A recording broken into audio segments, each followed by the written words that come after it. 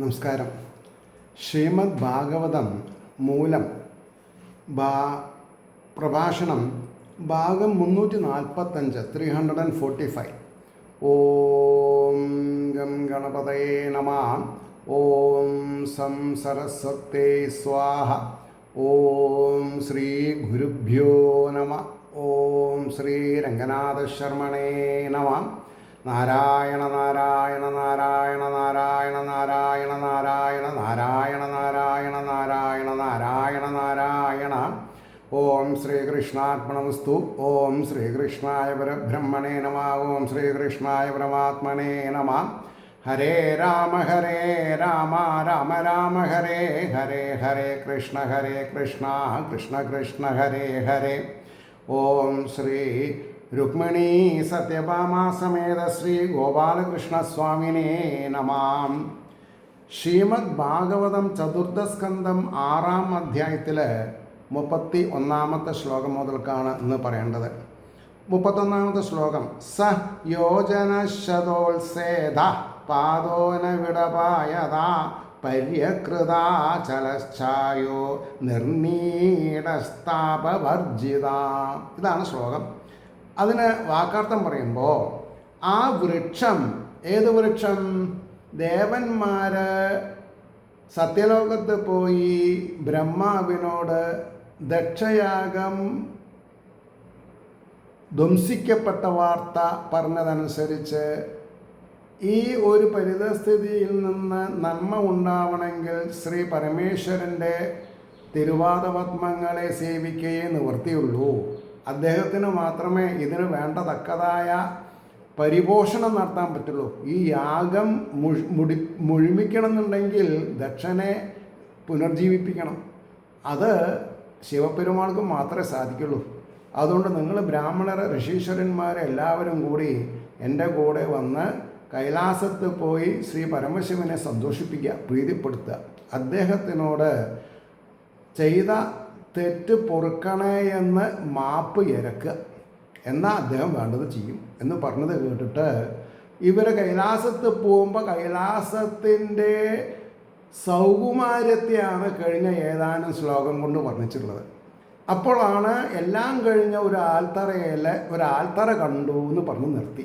ആ ആൽത്തറേനെ സംബന്ധിച്ചിട്ടാണ് ഇപ്പം ഇനി സംസാരിക്കാൻ പോണത്. അപ്പോൾ ആ വൃക്ഷം 100 യോജന ഉയരവും അതിൽ 25 യോജന കുറവുള്ള കൊമ്പുകളുടെ പടർപ്പോടുകൂടിയതും 4 ഭാഗത്തും വ്യാപിച്ചും ഇളക്കമില്ലാതെയും ഇരിക്കുന്നതായ നിഴലോടുകൂടിയതും പൊത്തുകളില്ലാത്തതും ചൂട് തട്ടാത്തതുമാകുന്നു എന്ന് പറഞ്ഞു. ഇനി അതിൻ്റെ ഭാവാർത്ഥം കുറച്ച് ജാസ്തിയുണ്ട്. ഒന്ന് അതിൻ്റെ ഒരു പ്രിയാമ്പിള്, പിന്നെ അതിൻ്റെ ഒരു കൺക്ലൂഷൻ നോക്കുക. ആ വൃക്ഷത്തെ പരബ്രഹ്മ ലക്ഷണമായിട്ടുള്ളതായിട്ട് വർണ്ണിക്കുന്നു. ആ വൃക്ഷം തന്നെ എന്താ? പരബ്രഹ്മ. ആ വടവൃക്ഷം 100 യോജന ഉയരമുള്ളതും 75 യോജന നീളമുള്ള കൊമ്പുകളുടെ വ്യാപ്തിയോടുകൂടിയതും 4 ഭാഗത്തും വ്യാപിച്ചും സൂര്യചന്ദ്രഗതി അനുസരിച്ച് ചലിക്കാതിരിക്കുന്നതുമായ നീളോടുകൂടിയതും ഒരു ദിക്കിലും ദ്വാരമില്ലാത്തതും യാതൊരു വിധമായ താപത്തിൻ്റെയും ബാധതയും ഇല്ലാത്തതാകുന്നു. കാരണം എന്താ? മംഗളസ്വരൂപനായിരിക്കുന്ന പരമശിവൻ ആ വൃക്ഷത്തിൻ്റെ ചുവട്ടിൽ ഇരുന്നിട്ടാണ് ഋഷീശ്വരന്മാർക്ക് പരാഭക്തിയെ പറ്റി പറഞ്ഞു കൊടുക്കുന്നത്. ഇനി അതിൻ്റെ കൺക്ലൂഷൻ വാട്ടെവർ ഇറ്റ് ഈസ്. പരബ്രഹ്മസ്വരൂപനായ ശ്രീ ശിവന്റെ നിവാസസ്ഥാനമാണെന്ന് പറവാൻ പോകുന്ന ഈ വൃക്ഷത്തെ അക്ഷരപരബ്രഹ്മസ്വരൂപമായിട്ട് കാണിച്ചിരിക്കുന്നു. അക്ഷരപരബ്രഹ്മം എന്ന് പറഞ്ഞാൽ ക്ഷയിക്കാത്തത് എന്നർത്ഥം. മരമാണെങ്കിൽ ആ മരം കൂടി ക്ഷയിക്കില്ല. കാരണം എന്താ? പരബ്രഹ്മസ്വരൂപ, മംഗളസ്വരൂപനാണ് അതിൻ്റെ ചുവട്ടിലിരിക്കുന്നത്. അത് തന്നെ. അപ്പോൾ ഈ വൃക്ഷത്തെ അക്ഷരപരബ്രഹ്മസ്വരൂപമായിട്ട് കാണിച്ചിരിക്കുന്നു. വൃക്ഷ ഇവ സ്തബ്ധോ ദിവി തിഷ്ടത്യ ഏക എന്നാണ് അതിനെ പറയുക. വൃക്ഷമെന്ന പോലെ ഇളക്കമില്ലാതെ സ്വപ്രകാശ സ്വരൂപത്തിൽ തന്നെ ഒരുവൻ ഇരിക്കുന്നു എന്ന് പറഞ്ഞാൽ വൃക്ഷമാണോ കണ്ടത്? അതെ. എന്നാൽ അതെന്താ ശരിക്ക്? ഭഗവാൻ തന്നെ. അവിടെയാണ് വ്യത്യാസം. അതാണ് വൃക്ഷം എന്ന പോലെ ഇളക്കമില്ലാതെ സ്വപ്രകാശ സ്വരൂപത്തിൽ തന്നെ ഒരുവനിരിക്കുന്നു എന്നർത്ഥമായ ശ്രുതിവാക്യത്താൽ ബ്രഹ്മം പോലെ നിശ്ചലമാണ് വൃക്ഷം എന്ന് കാണിച്ചിരിക്കുന്നു. അത് എങ്ങനെ വേണമെങ്കിലും അർത്ഥം മനസ്സിലാക്കാം. സൂര്യൻ്റെ ഗതി അനുസരിച്ച് സാധാരണ വൃക്ഷങ്ങളുടെ ഛായകൾക്ക് ചലനമുണ്ടാവും. ഇതിനതില്ല. അതാണ് ഇതിൻ്റെ വിശേഷം. സൂര്യൻ ഉദിച്ചാലും അസ്തമിക്കുമ്പോഴും ഉച്ചയിൽ നിൽക്കുമ്പോഴും ഈ നിഴലിന് ഒരു വ്യത്യാസമില്ല. നിഴലില്ല എന്ന് വേണമെങ്കിൽ പറയാം. അതാണ് ഛായകൾക്ക് ചലനമുണ്ടാവും. ഈ വടവൃക്ഷത്തിൻ്റെ ഛായ ഇളക്കമില്ലാതെ എന്നും ഒരേ വിധത്തിൽ ഇരിക്കുന്നുവെന്ന് വിശേഷിപ്പിച്ചതുകൊണ്ട് ജീവനുള്ളതുപോലെ ബ്രഹ്മത്തിന് സങ്കോച വികാസങ്ങൾ ഇല്ല. സങ്കോചം എന്ന് പറഞ്ഞാൽ ചുരുങ്ങുക, വികാസം എന്ന് പറഞ്ഞാൽ വികസിക്കുക. ഇത് രണ്ടും ജീവനുള്ളതിനേ ഉള്ളൂ. ബ്രഹ്മത്തിന് ജീവനില്ല, ഉണ്ട്, പക്ഷേ നമ്മുടെ ഉള്ളിലുള്ള ജീവനെ പോലെയല്ല. അവിടെയാണ് വ്യത്യാസം. നമ്മുടെ ഉള്ളിലുള്ളത് ഒരു തേജോ പുഞ്ചം. ഇത് മഹാതേജസ് തന്നെയാണ്. തേജസ് ഒരു കൂടിയിട്ടുള്ളതാണ്. അതിന് പറയാൻ എങ്ങനെയാ? 1000 കോടി സമപ്രഭ. 1000 കോടി സൂര്യൻ്റെ പ്രഭയുള്ള കൂട്ടത്തിൽ എന്നൊക്കെയാ. കാണാൻ പറ്റുമോ? കണ്ണ് പൊട്ടിപ്പോവും. അകക്കണ്ണുകൊണ്ട് കാണാം. ഏതൊരു കാര്യവും അകക്കണ്ണുകൊണ്ട് മനസ്സിലാക്കണം. പിതാവ് മരിച്ചിട്ട് 48 കൊല്ലമായി, 50 കൊല്ലമായി, 51 കൊല്ലമായി വിചാരിച്ചാലും പിതാവിനെ സശ്രദ്ധം മനസ്സുകൊണ്ട് വീക്ഷിക്കുമ്പോൾ ആർദ്രത വരും. കാരണം എന്താ? ആ കാഴ്ചയാണ് ശരിയായ കാഴ്ച. ഫോട്ടോയിൽ കണ്ടതോ സിനിമയിൽ കണ്ടതോ ഒന്നുമല്ല. അതൊക്കെ ഒബ്ജക്റ്റീവിസാണ്. ഇതങ്ങനെയല്ല, ഒബ്ജക്റ്റീവ്സ് അല്ല, ആസ് ഇറ്റ് ഈസ്. അപ്പോൾ പറയുന്നു, സൂര്യൻ്റെ ഗതി അനുസരിച്ച് സാധാരണ വൃക്ഷങ്ങളുടെ ഛായകൾക്ക് ചലനമുണ്ടാവും. ഈ വടവൃക്ഷത്തിൻ്റെ ഛായ ഇളക്കമില്ലാതെ അതെ എന്നും ഒരേ വിധത്തിലിരിക്കുന്നുവെന്ന് വിശേഷിപ്പിച്ചതുകൊണ്ട് ജീവനുള്ളതുപോലെ ബ്രഹ്മത്തിൻ്റെ സങ്കോച വികാസങ്ങളോ ഗതിഭേദങ്ങളോ ഇല്ലെന്ന് കാണിച്ചിരിക്കുന്നു. എങ്ങും നിറഞ്ഞിരിക്കുന്ന അക്ഷരബ്രഹ്മത്തിൻ്റെ ദ്വാരമില്ല. പൂർണ്ണമാണെന്ന് കാണിപ്പാൻ നിർമീഡഹ എന്നുള്ള ശബ്ദം ഉപയോഗിച്ചു. എന്നും ആധ്യാത്മികാദികളായ 3 വിധ ദുഃഖങ്ങളുടെ ബാധയില്ലെന്ന് കാണിപ്പാൻ താപവർജിത. മറ്റത് ഒരു മനുഷ്യന് 3 തരം താപത്രയങ്ങളുണ്ടാവും. എന്താ താപത്രയങ്ങൾ? 3 വിധം താപങ്ങൾ. അതാണ് ഏഷണകൾ എന്നുള്ള അർത്ഥത്തിൽ പുത്രേഷണ, ദാരേഷണ, അർത്ഥേഷണ. ഐദർ സ്പൗസ്, സമ്പത്ത്, കുട്ടികൾ. ഈ 3 സങ്കടത്തെ തരുന്നത്. ഈ 3 ആർക്കില്ല? ബ്രഹ്മത്തിനില്ല. ബ്രഹ്മം ഈ ശരീരത്തിൽ ഇരിക്കുന്നത് കൊണ്ട് ശരീരത്തിൻ്റെ വീക്ഷണങ്ങളാണ് ഈ താപം, ബ്രഹ്മത്തിൻ്റെ അല്ല. ബ്രഹ്മം ആനന്ദമാണ്. പക്ഷേ ഏത് ശരീരത്തെ എടുത്തിട്ടുണ്ട്, ആ ശരീരം ബ്രഹ്മാനുഭൂതി വരുന്നത് വരെ ദ്വൈതത്തിൽ കളിക്കും. സുഖം ദുഃഖം, ദുഃഖം സുഖം, മിശ്രമായിട്ട് പോകും.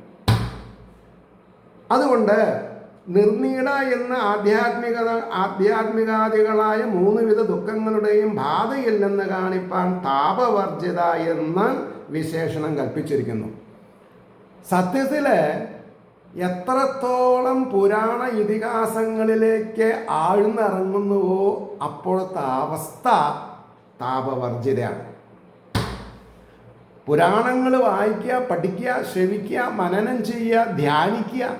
ഇതൊക്കെ എന്തിനു വേണ്ടിയിട്ടാണ്? താപവർജിത, താപങ്ങളെ വർജിക്കാനാണ്. ഇനി 32ാമത്തെ ശ്ലോകം നോക്കുക. തസ്മിൻ മഹായോഗമയേ മുമുക്ഷുശരണേ സുരാഹ തദൃശു ശിവമാസീനം ത്യക്താം അർഷം ഇവാന്തകം. മഹായോഗസ്വരൂപമായും മുമുക്ഷുക്കൾക്ക് ശരണവുമായിരിക്കുന്ന അതിൻ്റെ ചുവട്ടിൽ ഇരിക്കുന്ന ശിവനെ, ക്രോധത്തെ ത്യജിച്ചിരിക്കുന്ന അന്തകനെ എന്ന പോലെ ശിവൻ നോക്കൂ, ക്രോധത്തെ ത്യജിച്ചിരുന്നാലാണ് ആരാവുള്ളൂ? മംഗളമുള്ളൂ. മംഗളമുള്ള സ്ഥലത്ത് ക്രോധമില്ല, ക്രോധമുള്ള സ്ഥലത്ത് മംഗളം വരില്ല. ഇന്ന് ഞാനൊരു അതിവിശിഷ്ടമായിട്ടൊരു ഫേസ്ബുക്കിലൊരു പോസ്റ്റ് കണ്ടു. അവരവരുടെ ഭവനം ദേവാലയമാണ്. കാരണം അടിച്ചു തളിക്കുക, ചാണകം തളിക്കുക, കാലത്തും വൈകുന്നേരത്തും കിഴക്കോട്ടും പടിഞ്ഞാട്ടും തിരി കാണിക്കുക, വിളക്ക് കൊളുത്തി വയ്ക്കുക, ഭസ്മം തൊടുക, മീതനപ്പുറം അടുപ്പും കല്ല് തുടച്ച് വൃത്തിയാക്കി ചാണകം തെളിച്ച് തീ പൂട്ടുക, അരി അരിച്ച് കഴുകിയിടുക, അത് തിളച്ച് ചോറായി വെന്ത് എടുത്ത് വെക്കുന്നതിൻ്റെ മുമ്പേ ഒരു ചട്ടുകം ചോറെടുത്ത് തുളസിത്തറയിൽ കൊണ്ടുപോയിടുക, ഒരു കിണ്ടിയിലോ ഒരു ഗ്ലാസ്സിലോ വെള്ളം കൊണ്ടൊഴിക്കുക. അത് എന്താ സർവജീവ ഗുഹാശയനായിരിക്കുന്ന അല്ലെങ്കിൽ സർവജീവങ്ങളിലും ചൈതന്യവത്തായിട്ട് ഈശ്വരനുണ്ടെന്നും ആ ജീവികൾക്ക് അന്നം കൊടുത്തതിൻ്റെ ശേഷം ഗൃഹത്തിലുള്ളവരെ അന്നം കഴിക്കൂ എന്നുള്ള നിലപാടൊക്കെ സ്വീകരിച്ചിരുന്നൊരു മഹാപുണ്യകാലം ഉണ്ടായിരുന്നു. ഇതൊക്കെ നശിപ്പിച്ച് വീട്ടിൽ പിറന്നാളും വിവാഹവും നല്ല നിലയിൽ അവരവരുടെ ചുറ്റുപാടുകൾക്കനുസരിച്ച് നമ്മൾ കൊണ്ടാടിയിരുന്നൊരു കാലം ഉണ്ടായിരുന്നു. ഇപ്പോൾ കുറച്ച് 10 ചില്ലി കാശ് കയ്യിൽ വരാൻ തുടങ്ങിയപ്പോൾ ആർഭാടായി. അത് എൻജോയ് ചെയ്യണം, കൊണ്ടാടണമെങ്കിൽ മദ്യക്കുപ്പികളില്ലാതെ കൊണ്ട് പറ്റില്ല എന്നായി, ചൂതുകളി വേണമെന്നായി. ഇങ്ങനെ എല്ലാം കൈവിട്ടു പോയ ഒരു കേസായി. എന്നിട്ട് നമ്മൾ ദുഃഖിച്ച് കാലത്തിനെ കുറ്റം പറയുന്നു. കാലത്തിനെ അല്ല കുറ്റം പറയേണ്ടത്, പിന്നെയോ കോലങ്ങളേനെ, നമ്മളെ പോലെയുള്ള ഭൂതങ്ങൾ സ്വീകരിച്ചിട്ടുള്ള കോലങ്ങൾ, ആ കോലങ്ങൾക്ക് അനീതി മാത്രം അറിയുന്ന കർമ്മവിശേഷങ്ങൾ. ഇത് മാറ്റിയിട്ടില്ലെങ്കിൽ ഇനിയുള്ള കാലം ഇനി നമ്മൾക്ക് ദോഷം വരാൻ പോണത്. അപ്പോൾ ഇവിടെ പറഞ്ഞു വന്നത് എന്താ? ശിവനെ, ഇരിക്കുന്ന ശിവനെ ക്രോധത്തെ ത്യജിച്ചിരിക്കുന്ന അന്തകനെ എന്ന പോലെ കണ്ടു. അപ്പോൾ ശരിക്ക് ഈ ഋഷികൾക്കും ഈ ബ്രഹ്മാവിനും വിശ്വസിക്കാൻ സാധിക്കുന്നില്ല. എങ്ങനെയാണ് ദക്ഷൻ്റെ യാഗം ധ്വംസിക്കപ്പെട്ടത്? പരമശിവൻ്റെ ഭൂതഗണങ്ങൾ അങ്ങനെ വരുമോ? ഇദ്ദേഹം ഭയങ്കര ശാന്തനായിട്ടാണല്ലോ ഇരിക്കണത്. അപ്പോൾ ഒരു കാര്യം നമ്മൾ മറന്നു. ആരോടാ ക്രോധം കാണിക്കുക? തെറ്റ് ചെയ്തവനോട്. തെറ്റ് ചെയ്തവനോട് ക്രോധം കാണിക്കണം, അത് ഈശ്വരീയതയാണ്. അവനെ സോപ്പിട്ടിട്ട് യാതൊരു കാര്യമില്ല. അപ്പോൾ ഈ ഒരു വിവേകം നമുക്ക് മനസ്സിലാവണം. അതുകൊണ്ടാണ് ഇനി അതിൽ 2 ഭാഗമായിട്ടാണ് അതിൻ്റെ ഭാവാർത്ഥം പറഞ്ഞത്. മഹായോഗത്താൽ സിദ്ധിക്കാവുന്ന അനിമാദികളായ സിദ്ധികളുടെ സ്വരൂപമാണ് ഈ വൃക്ഷം. എങ്കിലും മോക്ഷത്തെ ആഗ്രഹിക്കുന്നവർക്കുള്ള പ്രാപ്യസ്ഥാനവുമാകുന്നു. എന്ത് വേണമെങ്കിൽ ആവാം. ഈ ഐശ്വര്യങ്ങൾ എന്തിനു വേണ്ടിയിട്ടാണ്? ആൾക്കാരെ ഭരിക്കാൻ ഉതകുന്ന രൂപഭേദങ്ങൾ സ്വയം എടുക്കാനും കാര്യങ്ങൾ അറിയാനൊക്കെയാണ്. പക്ഷേ ഈശ്വരാനുഗ്രഹം ഉണ്ടെങ്കിൽ ഈശ്വരൻ്റെ 64 കലകളും തികഞ്ഞ ആളാണ് രാജാവ്. അപ്പോൾ ആ രാജാവ് സത്യസന്ധതയെ മുൻനിർത്തുകയാണെങ്കിൽ പിന്നെ ഈ അഷ്ടസിദ്ധികളൊന്നും വേണ്ട. ഭഗവാൻ തന്നെ നേരിട്ടിട്ട് നമ്മുടെ വൈഭോഗങ്ങൾ ശ്രദ്ധിക്കും, അങ്ങനെ പറയാം. അതുകൊണ്ട് സകാമന്മാർക്കും നിഷ്കാമന്മാർക്കും ആശ്രയിപ്പാൻ യോഗ്യമാണെന്ന് സാരം. അതായത് ജീവിതത്തിൽ ഭൗതിക നേട്ടങ്ങൾ വേണമെങ്കിലും സകാമ ഭക്തി ഉണ്ടാവും. പക്ഷേ നിഷ്കാമ ഭജനം ചെയ്താൽ മാത്രമേ മോക്ഷം കിട്ടുള്ളൂ. അപ്പോൾ സകാമന്മാർക്കുള്ള പ്രശ്നം എന്താ? പുനരഭിജനനം പുനരഭിമരണം സ്വാഭാവികമാണ്. നിഷ്കാമന്മാർക്ക് അതില്ല. അത്രയും മനസ്സിലാക്കണം. സഗുണോപാസന ഭൗതികത്തെ ഉണ്ടാക്കണു. നിർഗുണാവസ്ഥയോ നിർഗുണ ഭജനമോ മോക്ഷത്തെ കിട്ടുന്നു. അപ്പോൾ അതിൻ്റെ സമീപ അധപ്രദേശത്തിൽ ക്രോധത്തെ ഉപേക്ഷിച്ചിരിക്കുന്ന അന്തകനെന്ന പോലെ ശാന്തസ്വഭാവനായ ശ്രീ ശിവൻ ഇരിക്കുന്നതിനെ ദേവന്മാർ കണ്ടു. ഇനി വേറൊരു പാരഗ്രാഫ് കൂടി ഉണ്ട്. എന്താ? സതീദേവിയുടെ വിയോഗം നിമിത്തമുള്ള ദുഃഖമോ അതിനു കാരണഭൂതനായ ദക്ഷനിൽ ക്രോധമോ യാതൊന്നുമില്ലാതെ ശാന്തസ്വരൂപനായിരിക്കുന്നുവെന്ന് സാരം. ഈശ്വരനായതുകൊണ്ട് പ്രിയ അപ്രിയങ്ങളില്ല. അപ്പം ഈശ്വരനായതുകൊണ്ട് മാത്രമാണോ ഈശ്വരീയത ഉള്ളവർക്കും പ്രിയവുമില്ല അപ്രിയവുമില്ല. ഭഗവാൻ എന്താ പറഞ്ഞത്? ഞാൻ ആർക്കും എഗെയിൻസ്റ്റും അല്ല ഫോറും അല്ല, ഞാൻ ആർക്കും വേണ്ടിയിട്ടല്ല, ഞാൻ സാക്ഷി മാത്രം. നിങ്ങൾ ചെയ്യുന്ന കാര്യങ്ങൾ ധർമ്മം എത്ര അധർമ്മം എത്ര, നീതി എത്ര അനീതി എത്ര, പുണ്യമെത്ര പാപമെത്ര, അതിനനുസരിച്ചിട്ട് നിങ്ങൾക്ക് തക്കതായ ജീവിതശൈലി ഞാൻ പ്രദാനം ചെയ്യുന്നു എന്നല്ലാണ്ട് ഞാനാണ് തലനാരഴയ്ക്ക് വ്യത്യാസമില്ലാണ്ട് നിങ്ങളുടെ ഹൃദയഗഹ്വരത്തിൽ ഇരുന്ന് ഞാൻ വീക്ഷിക്കുന്നുണ്ട് നിങ്ങളെ. നിങ്ങൾ ഉറങ്ങുമ്പോഴും നിങ്ങളുടെ ജാഗ്രതാവസ്ഥയിലും സ്വപ്നാവസ്ഥയിലും സുഷുപ്തി അവസ്ഥയിലും ഞാൻ ജാഗരൂകനായിട്ട് ഇരുന്ന് വീക്ഷിക്കുന്നുണ്ട്. അത് നിങ്ങൾ മനസ്സിലാക്കിയാൽ നിങ്ങൾക്ക് നന്ന്. അതാണ് നിങ്ങൾക്ക് നന്ന്, അല്ലെങ്കിൽ നമുക്ക് നന്ന്. നമ്മൾ വിചാരിക്കുകയാണ് ഈശ്വരൻ ക്ഷേത്രത്തിലല്ലേ എന്ന് വിചാരിച്ചാൽ തെറ്റി. ഈശ്വരൻ ക്ഷേത്രത്തിലുള്ള വിഗ്രഹം വിശേഷേണ ഗ്രഹിക്കേണ്ടതും അവരവരുടെ ആത്മാവിൻ്റെ പ്രതിബിംബവുമാണ് എന്നുള്ള വസ്തുനിഷ്ഠമായിട്ടുള്ള കാര്യം ഗുരുമുഖത്തിൽ നിന്ന് അറിയണം. അത് സ്വയം പഠിച്ചാൽ പോരാ, അവിടെയാണ് വ്യത്യാസം. അതുകൊണ്ടാണ് പറഞ്ഞത് പ്രിയ അപ്രിയങ്ങളും കോപതാപാദികളും വാസ്തവത്തിൽ ഈശ്വരനില്ല, സജ്ജനങ്ങൾക്കുമില്ല. ഉള്ളതുപോലെ ചിലപ്പോൾ കാണപ്പെടുന്നത് ലോകത്തിൽ ധർമ്മത്തെ ഉറപ്പിക്കുവാനും അധർമ്മത്തെ സംഹരിപ്പാനും വേണ്ടിയിട്ട് മാത്രമാണെന്ന് ധരിക്കണം. അന്തക സാദൃശ്യം അനുലംഘൃതയെ സൂചിപ്പിക്കുന്നു. അന്തക സാദൃശ്യം, അന്തകത്വം ബാധിക്കുന്നുള്ളത് ഉറപ്പാണ്. അത് ശരീരത്തിനാണ്, ആത്മാവിനല്ല. ഇനി 33-ാമത്തെ ശ്ലോകം. സനന്ദനാധേർ മഹാസിദ്ധേ ശാന്തേ ശംശാന്ത വിഗ്രഹം ഉപാസ്യമാനം സഖ്യാച ഭർത്രാ ഗുഹ്യകരക്ഷസാം.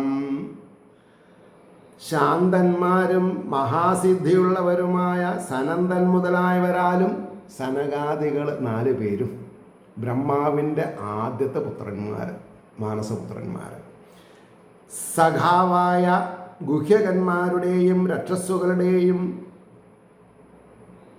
ഭർത്താവിനാലും ഉപാസിക്കപ്പെട്ടിരിക്കുന്നവനും ഏറ്റവും ശാന്തമായ സ്വരൂപത്തോടുകൂടിയവനുമായിരുന്നു ആ കണ്ട ആൾ. അതാണ് ശിവൻ. ഇനി അതിൻ്റെ ഭാവാർത്ഥ പറഞ്ഞത്. ഇത് മുതൽ 5 ശ്ലോകം കൊണ്ട് ശിവന്റെ സ്വരൂപത്തെ വർണ്ണിക്കണം. എങ്ങനെയാണിത്? ജന്മാദികളായ 6 വിധം വികാരങ്ങൾ ഇല്ലാത്തത് കൊണ്ട്, ശ്രദ്ധിക്കണം, ജനിക്കുക, വളരുക, സ്ഥിതി ചെയ്യുക, പിന്നെ ജര നരകൾ ബാധിക്കുക, മരിക്കുക, ഇങ്ങനെ 6 വിധം. അതാർക്കും മാത്രമേ ഉള്ളൂ? ശരീരത്തിനേ ഉള്ളൂ. അതും ഭഗവാന്റെ ശരീരത്തിന് അത് ബാധകമല്ല.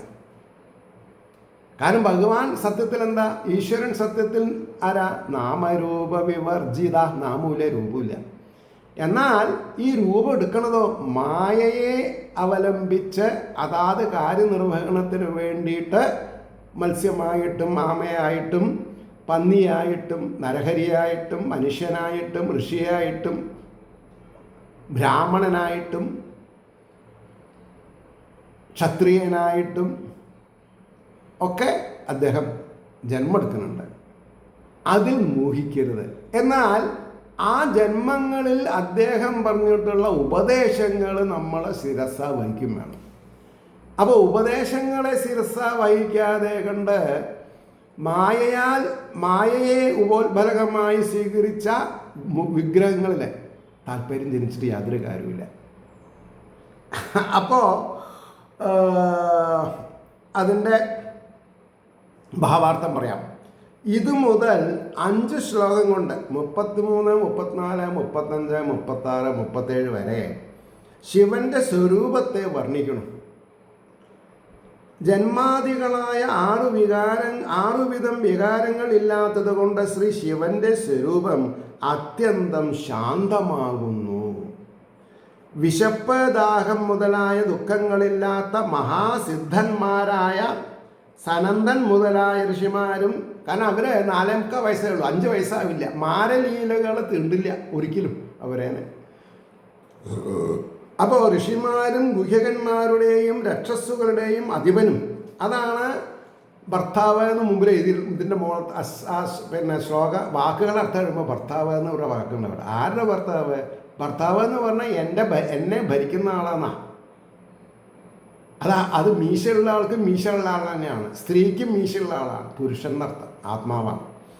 അപ്പോൾ ഗുഹ്യകന്മാരുടെയും രക്ഷസ്സുകളുടെയും അധിപനും സ്വസഖാവുമായ കുബേരനും, ഭഗവാന്റെ സ്വസഖാവാണ് ആരാ? കുബേരൻ. ഈ കുബേരൻ ആരാ? അച്ഛൻ 1 അമ്മ 2, രാവണൻ്റെ സ്റ്റെപ്പ് മദറിലുള്ള മകനാണ്. പക്ഷെ രാവണൻ രാക്ഷസീയ ബുദ്ധിക്ക് അടിമപ്പെട്ടു, ഇദ്ദേഹമോ ശിവത്വത്തെ പ്രാപിച്ചു. അപ്പോൾ ഭഗവാൻ പറഞ്ഞു, എൻ്റെ അടുത്ത് ഇരുന്നോളൂ, ഒന്നും ഭയപ്പെടണ്ട എന്ന് പറയുണ്ടായി. അപ്പോൾ നമ്മുടെ ഈ സ്ഥിതി ഏതാ? ഇനിയിപ്പോൾ നമ്മുടേന്ന് വിട്ടിട്ട് ഞാൻ എൻ്റെ സ്ഥിതി പറയാം. ഞാൻ 52 ജനിച്ചു. 93 ജൂൺ 13 വരെ പട്ടാമ്പി പടിഞ്ഞാറേമഠം ദേവസ്വത്തിൻ്റെ ഉള്ളിലെ കാര്യസ്ഥനായിട്ട് എൻ്റെ അച്ഛനും ഞാനും ഞങ്ങളൊക്കെ പാട് കൂടിയിട്ട് ഇങ്ങനെ വിലസി. അത് ഈ ലാൻഡ് റീഫോം ആക്റ്റൊക്കെ വന്നിട്ട് ഉപജീവനത്തിന് വേറെ വഴിയില്ല, ക്ഷേത്രം ശരിക്ക് ആചാരപ്രകാരം കൊണ്ട് നടത്താൻ പറ്റില്ല എന്ന് പറഞ്ഞപ്പോൾ ഈ 73 ജൂൺ 13 ഹിന്ദു റിലീജിയസ് എൻഡോമെൻറ്റ് ബോർഡിന് ഞങ്ങൾ സറണ്ടർ ചെയ്ത് ഉദരനിമിത്തം ബഹുകൃത വേഷം ബോംബെക്ക് പോയി. പട്ടാമ്പിയിൽ പേര് കേട്ട സരസ്വതി ഇൻസ്റ്റിറ്റ്യൂട്ടിലെ മാരാരുടെ ഔദാര്യത്തിലാണ് ഞാൻ ടൈപ്പ് റൈറ്റിംഗ് ഷോർട്ട് ഹാൻഡ് പഠിച്ചത്. അദ്ദേഹത്തിൻ്റെ സിഗ്നേച്ചറാണ് ഞാൻ കോപ്പി അടിച്ച് ഇന്നും ചെയ്യുന്നത്. അതായത് എൻ്റെ ഒരു ഗോഡ് ഫാദറാണ് അദ്ദേഹം, തീർച്ചയായിട്ടും ഹി ഡിസർവ് ഇറ്റ്. അദ്ദേഹത്തിൻ്റെ വിവാഹത്തിന് ഞാൻ പങ്കെടുത്തിട്ടുണ്ട്. അദ്ദേഹത്തിൻ്റെ വീട്ടിലുള്ള എല്ലാ സദസ്യരെയും എനിക്കറിയാം. അദ്ദേഹത്തിൻ്റെ മകളുടെ വിവാഹത്തിന് ഞാൻ ബോംബെയിൽ നിന്ന് ഫ്ലൈറ്റിന് വന്ന് പോയിട്ടുണ്ട്. കാരണം എന്നെ ഞാനാക്കിയതിൽ വലിയൊരു പങ്ക് അദ്ദേഹത്തിനുണ്ട്. അദ്ദേഹം മുഖാന്തരമാണ് ഞാൻ തോറ്റ സബ്ജക്റ്റ് SSLCക്ക് എഴുതിയതും ഒരു ഗവൺമെൻറ് ശമ്പളത്തിന് ക്വാളിഫൈഡ് ആയതും ഇന്ന് മര്യാദയ്ക്കൊരു പെൻഷൻ വാങ്ങുന്നതൊക്കെ അദ്ദേഹത്തിൻ്റെ ഔദാര്യമാണ്. അപ്പോൾ ജീവിതത്തിൽ നമ്മൾക്ക് ആരൊക്കെ എപ്പോഴൊക്കെ എന്തൊക്കെ ചെയ്തിട്ടുണ്ട് അതിനൊന്നും നമ്മൾ മറക്കാൻ പാടില്ല. കൃതജ്ഞതയോടുകൂടിയിരിക്കണം. അല്ലെങ്കിൽ നമ്മളെ വിളിക്കുന്ന പേര് കൃതജ്ഞന്മാർ എന്നാണ്. കൃതജ്ഞത ഇല്ലാത്തവരെ എന്നാണ് കൃതജ്ഞന്മാർ എന്ന് വിളിക്കുക.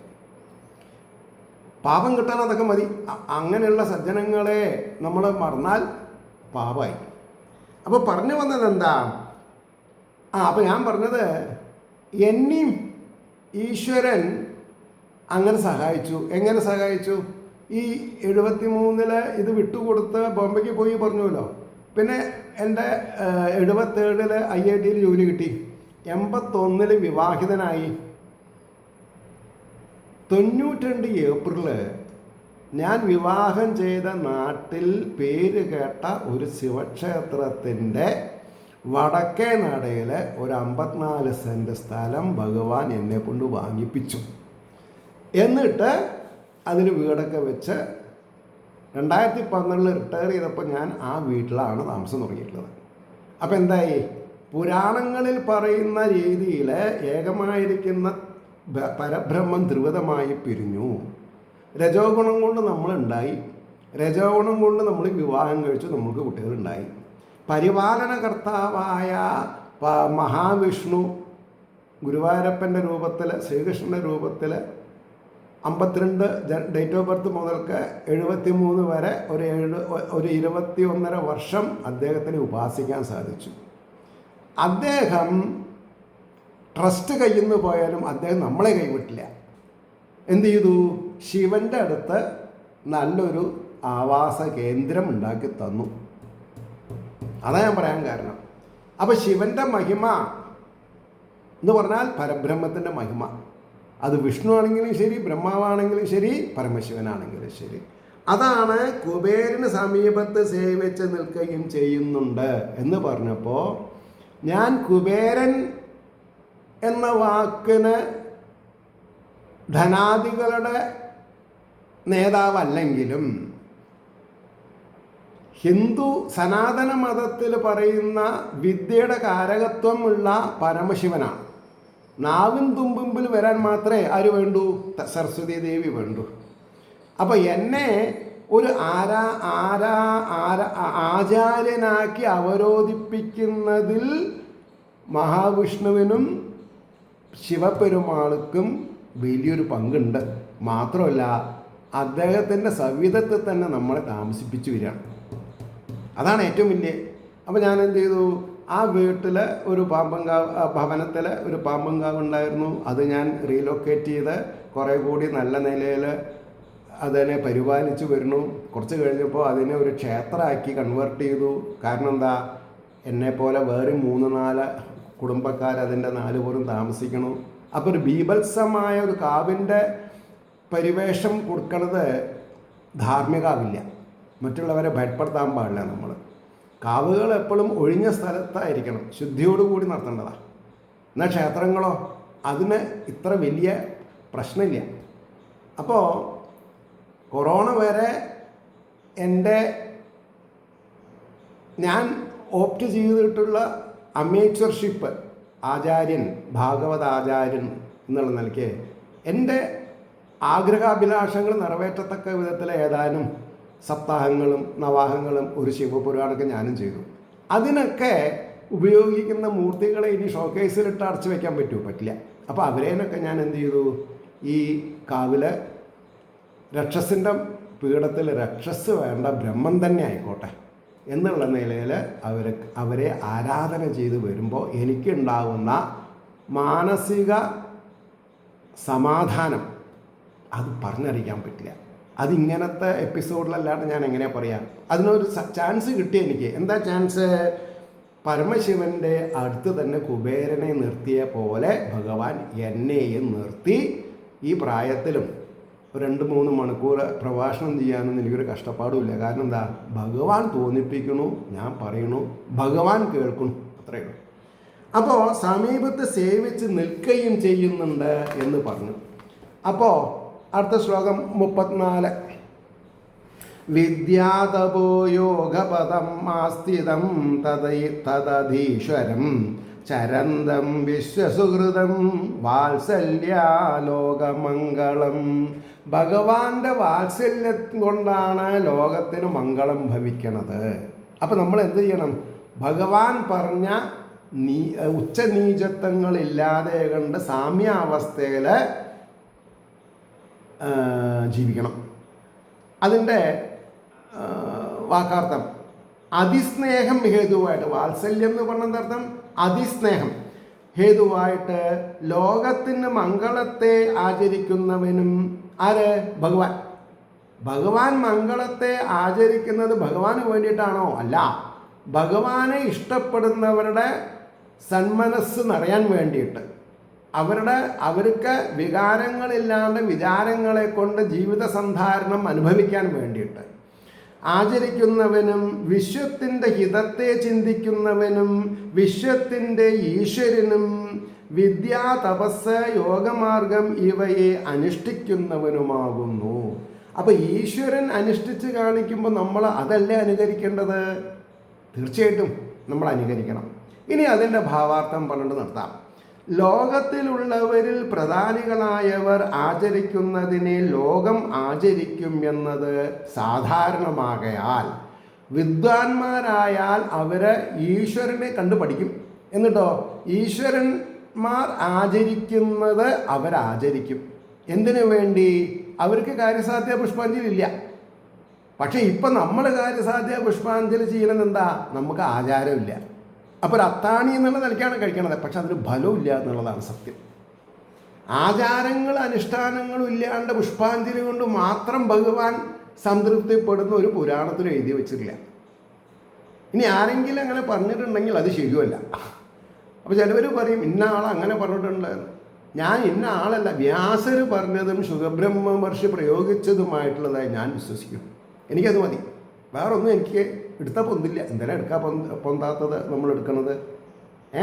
എനിക്ക് കൺവിൻസ് ചെയ്താലല്ലേ എനിക്ക് മറ്റുള്ളവരെ കൺവിൻസ് ചെയ്യാൻ പറ്റുള്ളൂ. അതുകൊണ്ടാണ് ഞാൻ പറഞ്ഞത് വിദ്യാ, തപസ്, യോഗമാർഗം ഇവയെ അനുഷ്ഠിക്കുന്നവനുമാകുന്നു. അപ്പോൾ പറഞ്ഞു, ലോകത്തിലുള്ളവരിൽ പ്രധാനികളായവർ ആചരിക്കുന്നതിനെ ലോകം ആചരിക്കും എന്നത് സാധാരണമാകയാൽ ലോകത്തിന് മംഗളത്തെ ആഗ്രഹിക്കുന്ന ശ്രീ ശിവൻ ലോകഹിത ചിന്തകനും ലോകത്തെക്കുറിച്ച് വാത്സല്യമുള്ളവനും ലോകത്തിൻ്റെ സൃഷ്ടിയാദി വ്യാപാരത്തെ നടത്തുന്ന സ്വാമിയുമായതുകൊണ്ട് ഉപാസന ചിത്തൈകാഗ്രത്തെ അഭ്യസിക്കുന്നതായ തപസ് എന്ന് പറഞ്ഞാൽ എന്താ? ചിത്തത്തിന് ഏകാഗ്രത ലഭിക്കുന്നത് എന്തൊക്കെയുണ്ടോ അതൊക്കെ തപസ്സാണ്. അല്ലെങ്കിൽ അതൊന്നും തപസ്സല്ലേ. ചിത്തത്തിന് ഏകാഗ്രത ഉണ്ടോ തപസ്സാണ്, ഇല്ലെങ്കിലോ തപസ്സല്ല. അപ്പോൾ യമാദികളായ 8 വിധത്തിലുള്ള യോഗം എന്നിവയെ ആശ്രയിച്ചും ആചരിച്ചും കൊണ്ടിരിക്കുന്നു എന്ന് പറഞ്ഞു. അവിടെ നമ്മൾക്ക് നിർത്താം. ഏവർക്കും ശ്രീ ഹരിയുടെ അനുഗ്രഹാശിസ്സുകൾ അവരവർ ചെയ്യുന്ന നിഷ്കാമകർമ്മത്തിന് അടിസ്ഥാനപ്പെട്ടിട്ട് ഉണ്ടാവുള്ളൂ. അതുകൊണ്ട് ഇത് കേട്ട് ശ്രദ്ധിക്കുന്ന ആൾക്കാരെ നിഷ്കാമകർമ്മങ്ങൾ കാപ്പട്യമില്ലാണ്ട് കടമകളും കടപ്പാടുകളുമാണെന്ന രീതിയിൽ വയസ്സിൽ മൂത്തവരെ ശ്രദ്ധിക്കുക, താഴെയുള്ളവരെ ശ്രദ്ധിക്കുക, കൂടെയുള്ളവരെ മിത്രങ്ങളായി കരുതുക, ആശ്രിതന്മാർക്ക് സഹായമായി തീരുന്ന രീതിയിൽ ജീവിക്കുകയാണെങ്കിൽ തീർച്ചയായിട്ടും നമ്മളും മംഗളാകാരത്വം മറ്റുള്ളവർക്ക് മംഗളത്തെ പ്രദാനം ചെയ്യാൻ കഴിവുള്ളവരായി തീരുമെന്നും ഒരു നേരത്തൊരു 3 പ്രാവശ്യമെങ്കിലും ലോകാ സമസ്ത സുഖിനോ ഭവന്തു എന്ന് പറഞ്ഞ് ഈശ്വരനെ മനസ്സിൽ ഉറപ്പിക്കുകയും ചെയ്താൽ ഏത് തരത്തിലുള്ള വിപരീത അനുഭവങ്ങൾ വന്നാലും അതിനെ തരണം ചെയ്ത് ശ്രേഷ്ഠമായ മോക്ഷത്തിലേക്ക് എത്തും എന്നുള്ള സത്യത്തെ ഒരിക്കൽ കൂടി നിങ്ങളോട് പറഞ്ഞുകൊണ്ട് വാക്കുകൾ ഉപസംഹരിക്കുന്നു. നമസ്കാരം. നാളെ കാണാം.